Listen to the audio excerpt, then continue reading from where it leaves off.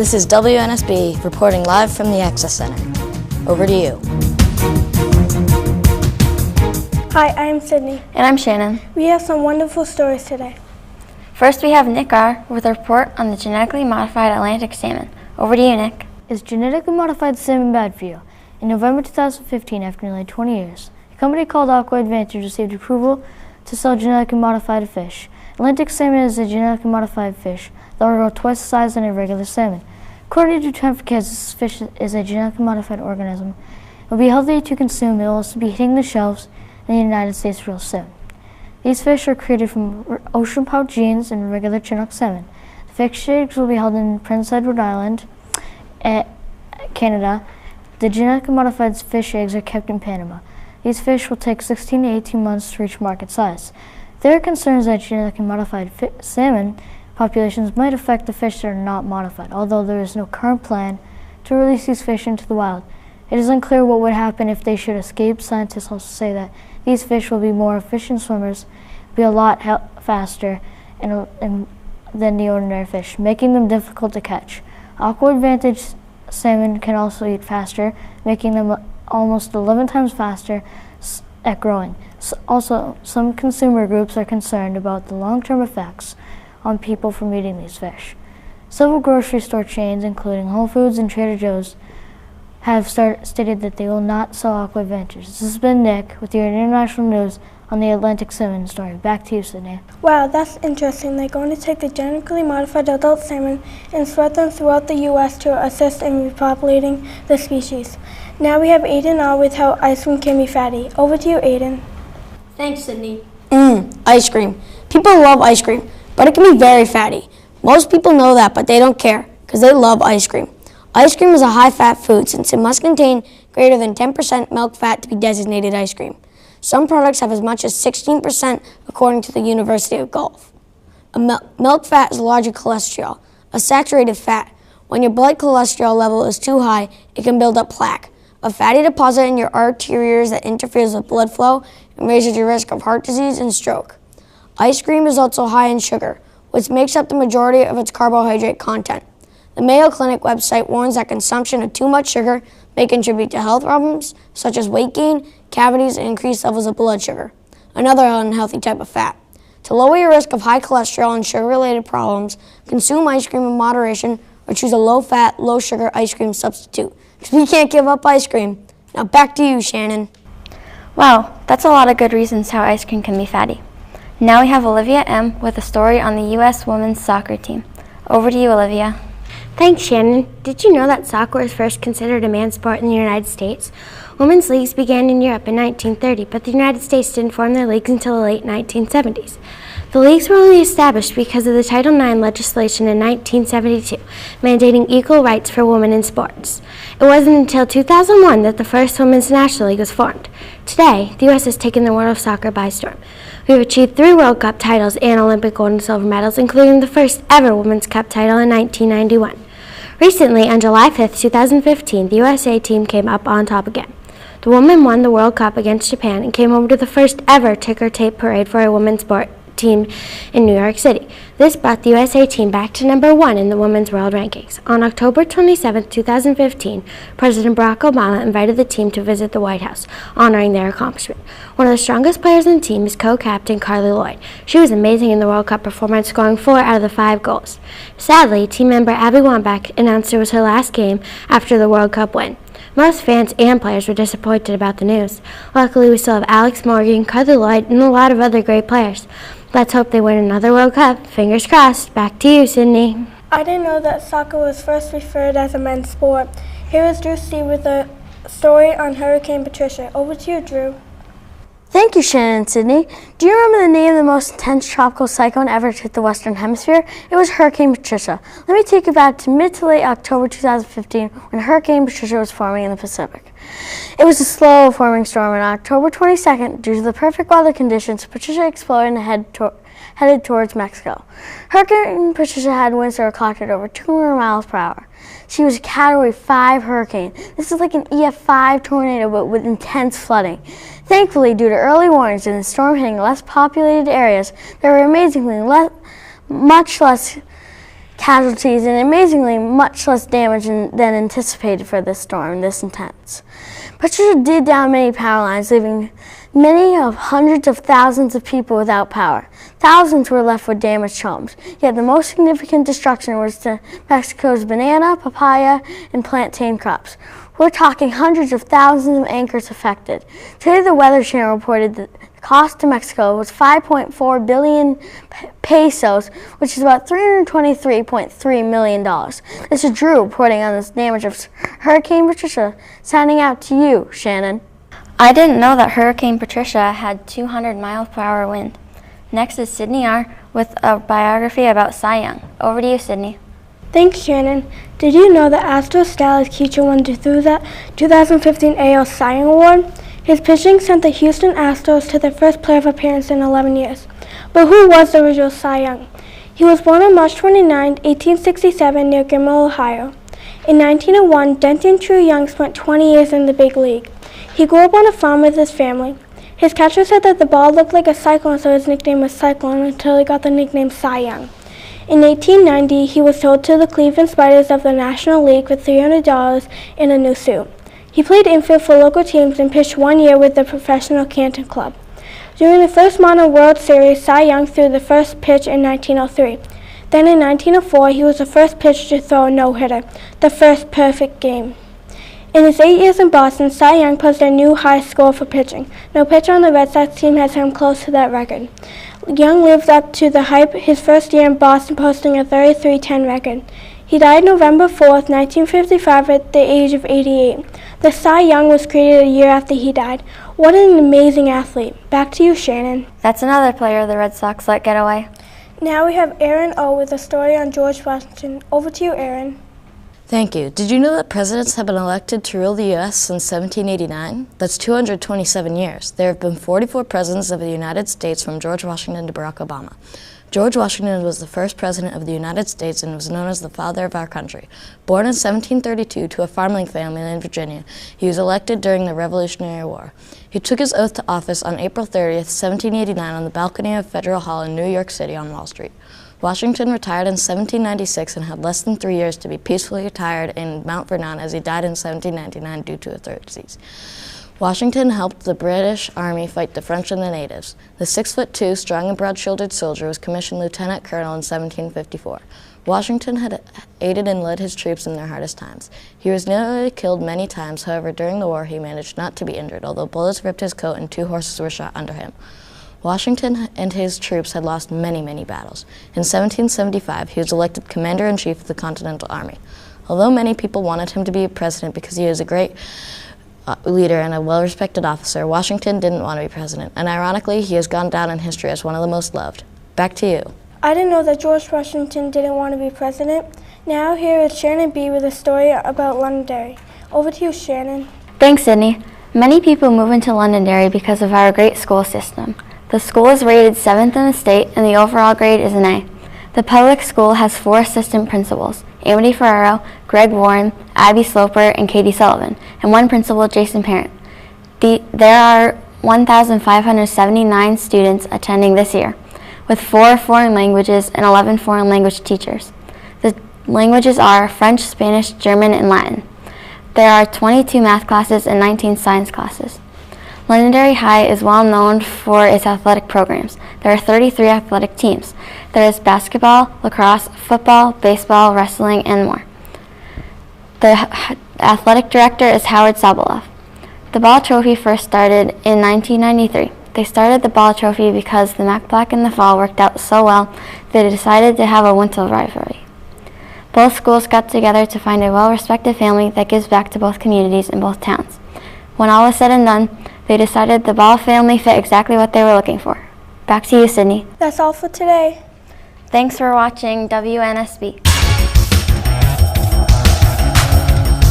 This is WNCP broadcasting live from the Access Center in Londonderry, New Hampshire. Now to Marley and Lily. Thanks, Matt. I'm Marley. And I'm Lily. We have some great stories for you today, right, Lily? Yeah. Now, let's swim our way into a story about the Michigan Leadwater with Nick. What do you think is in your water? The people in Flint, Michigan thought they knew what was in their water until a few months ago.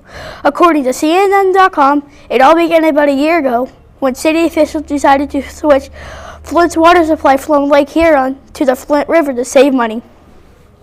It wasn't long ago when the residents noticed that their water was strangely colored, and it smelled funny and tasted funny. For 2 years, the homeowners were told that the water was safe, not until high lead levels were found in children and adults. Dr. Hannah Adisha headed a research team to compare lead levels of Flint's children over the past few years. The results were astonishing. Their lead levels doubled and even tripled. The water they were drinking was toxic. High lead levels can cause skin lesions, hair loss, vision problems, memory loss, depression, and anxiety. The mayor of Flint, Karen Weaver, is asked for more funding for schools because of the effects high levels of lead in the blood can cause in the brain. Government agencies have passed out water filters, and the governor's office has requested funding to switch back their water supply to the Great Lakes. I hope this problem gets fixed soon. Back to you, Lily. Wasn't that a great story? Yeah, I hope they figure out that lead problem. Now, let's build up to a heartwarming story about soldiers rebuilding Afghanistan with Dominic. Soldiers help rebuild Afghanistan. Have you ever wondered what our army's doing? Well, about 9,800 U.S. troops are in Afghanistan training their soldiers. They remain there for most of 2016, when a few soldiers will be extracted at the end of the year. The number of troops will drop to 5,500. In 2011, there used to be 100,000 Afghanistan troops, but since then, the numbers have lowered and there's little sign that Afghan forces are strong enough to defend the country from the insurgency. President Obama announced Thursday there would be a significant slowdown in the pace of withdrawal of U.S. troops from Afghanistan, scrapping his plan of only leaving a small U.S. embassy-based force in the country when he steps down from office in 2017, in favor of a new plan that effectively lays the decision of when to end America's 14-year military involvement to his successor. In key areas of the country, the security situation is still very fragile, and in some places there's risk of deterioration. The President's reversal reflects an increasingly troubling reality 14 years after they were displaced by the U.S.-led invasion of the country right after 20 years of war. Military engineers are also helping put back together the country's infrastructure right after 20 years of war. Now U.S. soldiers are rebuilding and resupplying schools damaged by bombing and teaching Afghan students to speak English. Rebuilding bridges are a couple types of projects the United States is underway now in Afghanistan. The United States is planning on now 100 projects the following year. U.S. forces have long been involved in reconstruction and humanitarian work in areas they once fought in. That is it for this report. This is Dominic signing out. Now back to Marley. That was such a great story. What do you think, Lily? Soldiers do many things for us. You'll never know what they'll do next. Now, let's pounce our way into a great story about the Lion King with Lily. Thanks, Marley. Did you know that North School is putting on the play The Lion King? The 5th and 4th grade students are playing the characters in the play. Nancy Laporte is the North School music teacher and the main director. Many other teachers will be helping with the play, such as Ms. Rael, Ms. Weinberg, Ms. Carr, Ms. Holmes, Ms. Harlander, Ms. Brosseau, Ms. Cornelison, Ms. Bartholomew, Nate, and Hunter. The play is on May 11th and will be performed for the 1st, 2nd, 3rd grade and parents. 5th and 4th grade students are doing a program called the Lion King Experience. The Lion King Experience is a program where students watch short videos and do activities based on those videos. For example, one lesson, students got papers and had to perform skits based on what the paper said. One group had the do's and don'ts of acting, so they had to perform a skit based on that. There will be many other lessons to come. Every 5th and 4th grader that tried out for the Lion King all got a part. Here are some of the main characters. Marley as young Simba, Cammy as young Nala, Peyton as older Simba, Anna as older Nala, Aiden as Timon, Nathan as Scar, Matt as Pumbaa, Olivia as Mufasa, Nick as Ed, Gianna as Shenzi, Nate as Bonsai, and Jamie as Rafiki. There are also many other African animals. The cast has gotten up to intermission in rehearsals. The play will be performed on May 11th at the Palace Theater. The cast has rehearsal almost every Wednesday and Saturday. Although there are many directors already, they can't make it all the time. So many teachers volunteer so that everyone at rehearsal has something to do. There is usually more than one thing going on. For example, some kids are running lines while others are learning a dance. Anyway, The Lion King is a great show and experience. Come watch our play on May 11th at the Palace Theater. Back to you, Marley. What a great topic. I really loved that story. Thank you. You're very welcome. Now let's ride our way into a story about tsunamis with Kenzie. Thanks, Lily. Did you know that tsunamis mostly happen on the coast of California, Oregon, Washington, Alaska, and Hawaii? 80% of tsunamis happen within the Ring of Fire, which is around those states. In Japanese, tsunami means harbor wave. If you haven't heard of tsunami before, you might have heard of domestic sea wave, because they mean the same thing. Those are just some of the facts about tsunamis. There are 5 different ways to cause a tsunami, and I will tell you about them. Tsunamis are usually caused by displacement of a large volume of water, generally in an ocean or a really large lake. It is also caused by underwater landslides or volcano eruptions. 70% of tsunamis are caused by earthquakes because it shakes the ground. If the ocean floor moves a lot, it could cause a tsunami too. Tsunami waves can get up to 100 feet high, but waves deep in the ocean may only appear a foot high and get bigger as they come in. Waves may travel in open sea as fast as 450 miles per hour. Regular waves rise and fall back down in 5 to 20 seconds, but tsunami waves could take 5 minutes to 1 hour to reach its fullest height and fall back down again. After a tsunami is done, the ocean can rise up 30 more feet. Back to you, Marley. I hope we never get a tsunami. Yeah, that would not end well. Now, let's play our way into a story on video games with Tyler. Thank you, Marley. Have you ever wondered how video games can affect your health and learning? And if you want to know if you're playing too much video games, well, I have the answer. But if you want to know how to make it less unhealthy, then you need to make sure you blink because it'll dry your eyes out. But if you're playing late at night, then you want to try to lower the blue light, according to cheatsheet.com. Now, if you want to know if you're playing too much video games, here they are. 1, you feel really happy when you're online or when you're playing games, but as soon as you have to stop, you get angry or upset. 2, you think about going online or playing when you're supposed to be focusing on other things like doing schoolwork or having dinner with your family. 3, you spend more time with your keyboard or controller than physically hanging out with your friends. 4, your friends or parents ask what you spend all your time doing and you lie about it or laugh it off, but inside you know they may have a point. 5, you get up in the middle of the night to check your email or MySpace comments because you're having a hard time sleeping, according to kidscodes.com. Here's some information about how many people play video games and how long.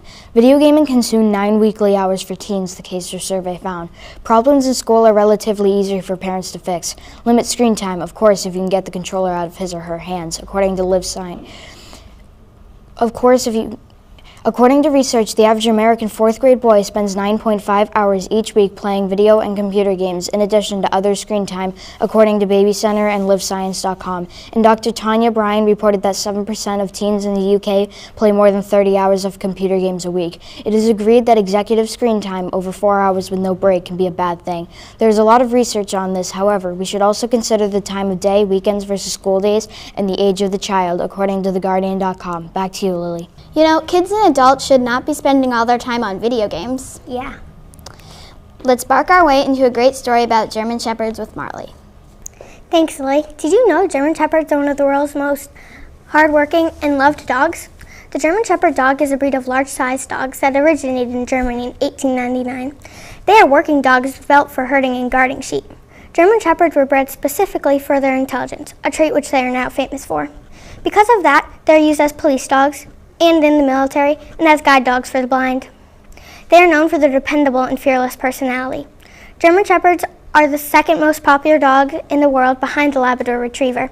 German Shepherds are very loving dogs. They love to play and always want to be outside. I would know because I have my own German Shepherd puppy. German Shepherds can be really cute and cuddly, but they will also protect their family. They love to cuddle or lay down next to you. German Shepherds make a great playmate and friend.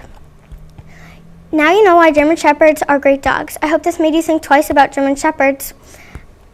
Stay classy, Londonderry. Back to you, Lily. Now I want a German Shepherd. They seem like awesome dogs. What a great story. Thank you, Lily. No problem. Last but not least, let's shoot our way into a story about hockey with Matt. Thank you, Marley. The 6'1", 195-pounder has been dominating the National Hockey League ever since 2010 and has made 2 Olympic appearances since then. Let's take a look at Patrice Bergeron's career highlights. In the 2006 National Hockey League season, Patrice scored a whopping 31 goals. And no, it doesn't even stop there.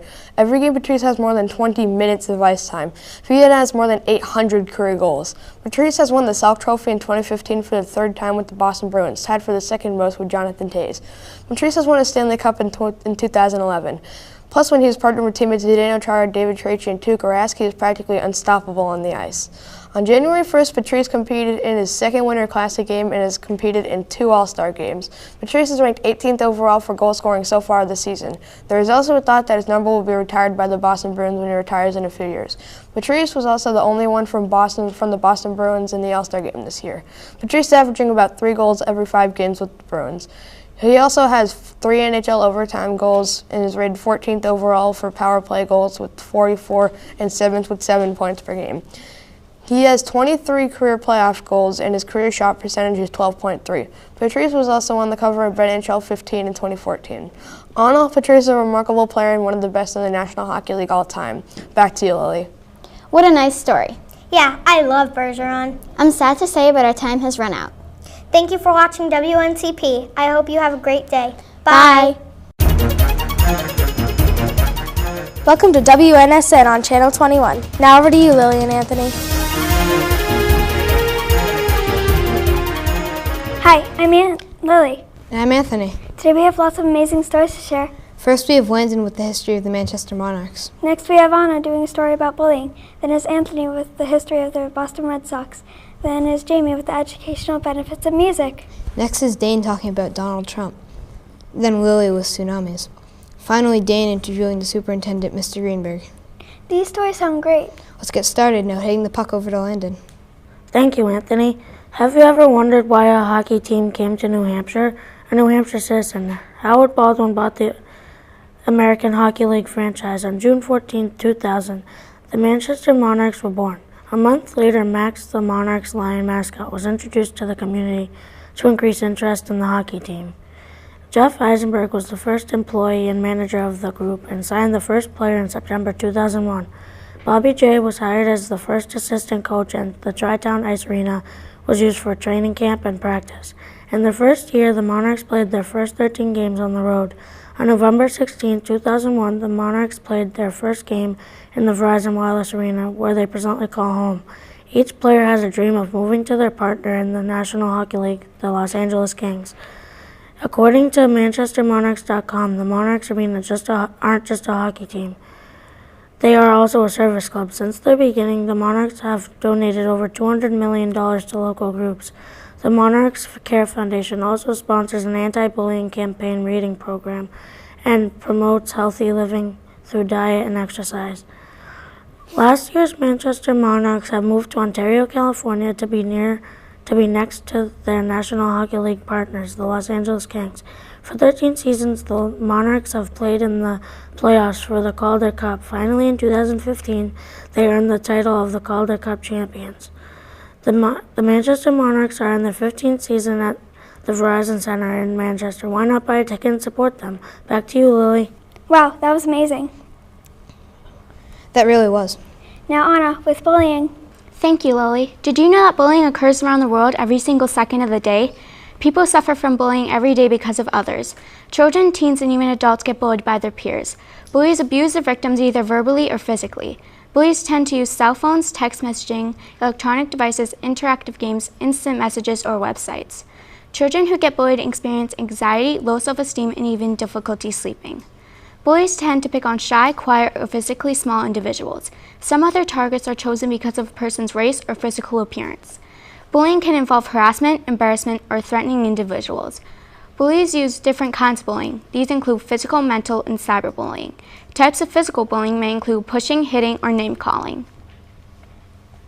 Bullying is an aggression by one or more people. The bully can be stronger, faster, and taller than the victim. Sometimes bullies prevent the victims from participating in everyday activities. Some other countries even have a holiday about the problem of bullying. Bullying is not okay, and we need to stop it. Back to you, Lily. I would never do that. Me neither. Now putting the ball over to Anthony. Have you ever wondered about the history of the Boston Red Sox? Well, I'm going to tell you a little bit about them. The Boston Red Sox have been a Major League Baseball team for over 100 years, and they are members of East Division of the American League. Their home park is named Fenway Park. There are 38,000 seats in the whole stadium, and 3 million people came to watch them play in 2014. That is a lot of people. Since 1901, when the Red Sox started out, they have won 8 World Series and played in 12. Predictions for the Red Sox in 2016, according to Fangraphs, a reliable source for sports information, suggests that they'll be a very competitive team and likely in the season with 92 wins, 70 losses. With regard to personnel, the Red Sox might have to cut one of their veteran players, Dustin Pedroia, on the team since 2004 because they just signed a new rookie named Yoan Moncada. The Red Sox are also interesting because they have a lot of history. For example, there's a wall at Fenway Park in left field that is called the Green Monster. A lot of people know this, but they may not know why it was built. The park was built in 1912 and the Green Monster was put up because the original owner, John Taylor, didn't want anyone watching the game for free. Also, in 1997, the Red Sox adopted a mascot, Wally, whom they named after the wall. As you can tell, the Boston Red Sox have a lot of history, and I hope this report made it interesting. Back to you guys. I never knew that the Boston Red Sox adopted Wally in 1997. Yes, they did. Now dressing up with Jamie. Thank you, Lily. A musically rich experience for children brings a serious benefit to children as they progress into more formal learning. According to Mary Lou Risen, the executive director of the National Music Merchants Foundation, music supports all learning. Children growing up in a musical environment have their skills reinforced with extra practice and language development. All the children who take music lessons over the year test on average 3 IQ points higher than other children. Children that are involved with music have a larger growth of nerve activity. Understanding music can help children visualize various elements that should go together. A study published in 2007 by Christopher Johnson, professor in music education, revealed that students who have access to superior music programs score around 22% higher in English and 20% higher in standardized test scores. Did you know that music training can also help with basic memory recall? The Londonderry School District is extremely lucky to have a world-renowned music program starting in elementary school. They have a wide variety of music programs to choose from, including band, orchestra, and chorus. Overall, music enhances skills that children inevitably use in other educational areas. Back to you, Lily and Anthony. I never knew that music could help you. Me neither. Wow, these are good stories. Now here's Dane talking about Donald Trump. Thank you, Anthony. Donald Trump has been well known as a real estate developer and the host of a TV show called The Apprentice. Now he is also a presidential candidate. When he first announced that he was running on June 16th, no one took him seriously. He has said things that are controversial. However, he has been leading in the polls and drawing big crowds to listen to him speak. He came in a close second at the Iowa caucus and first in New Hampshire primary with 35.4% of the vote. Donald Trump was born June 14, 1949 in Queens, New York. His parents' names were Fred and Mary McLeod Trump. He also has 5 brothers and 2 sisters. Donald graduated from the Wharton School of Finance. Donald Trump's dad was in the real estate business. Trump has grown it from $40 million to an estimated $3 to $4 billion since 2004. He has dropped out on his reality game show called The Apprentice to focus on politics. He has an idea to build a wall. It'll help keep illegal immigrants out, and no more Americans will lose their jobs to illegals. Donald Trump will kick them out and get all Americans' jobs back. He has also said, mark my words, Mexico will pay for the wall, and he did state that this economy is not moving fast enough, and he will make it go quicker. Back to you guys. Donald is pretty interesting. Yes, he is. Now here's Lily taking the wave. Thank you, Anthony. Did you know that 75% of tsunamis, giant waves that have massive speeds, are caused by earthquakes? Meteorological, volcanic, landslide, and even unknown causes make up the remaining 25%. Maybe you're thinking, how does it happen? Well, if it was an earthquake, the earth would open up under the water, the crack would suck in the water, and spit it out on land. Your next question might be, could it happen here in New Hampshire? Although anything is possible, there is a very low risk because we don't live right next to the ocean. And here's why. Tsunamis mainly happen in the Ring of Fire, which borders the Pacific coast of California, Japan, Mexico, and Alaska. Since Alaska only has ice, they have ice tsunamis. Speaking of Japan, they had a huge tsunami in 2011. It almost wiped out the whole city. Many people die from these storms, so if one is coming near you, get somewhere safe. Back to you, Anthony. Wow, tsunamis sound really powerful. Yes, they are very, very frightening to think about. Okay, now we have Dane interviewing the superintendent, Mr. Greenberg. Hi, I am Dane, doing this interview with Mr. Greenberg, the superintendent. Thanks. Mr. Greenberg. Today I am sitting with the Superintendent of Londonderry Schools, Nathan Greenberg. Thank you for taking the time from your busy schedule to meet with me today. Mr. Greenberg. Thank you. Thank you for inviting me. I've been looking forward to this. You're welcome. Where did you grow up? I grew up in Brooklyn, New York. Where did you go to college? I went to the State University College at New Paltz in New Paltz, New York. That's where I got my bachelor's degree and my master's degree. And then I went to the University of Bridgeport to get my certificate of advanced graduate studies. Were you a superintendent of a different school district? Yes, in fact, I've been the superintendent in a number of school districts. Been superintendent in Somersworth, New Hampshire, Portsmouth, New Hampshire, and then I went out to Arizona for 4 years. And for the last 16 years, it's been my privilege and pleasure to be a superintendent of schools in Londonderry. Good. What motivates you in your job? Making and creating opportunities for our students so they can be the most successful they can be. What frustrates you? Snow days. Having to get up in the morning at about 4 o'clock, sometimes 3:30, and looking at the weather and listening to the weather reports and trying to make a decision as to whether or not we have school or a delayed opening. And the weathermen aren't always accurate, so sometimes they're right and sometimes they're not. That's right. How do you decide who you hire?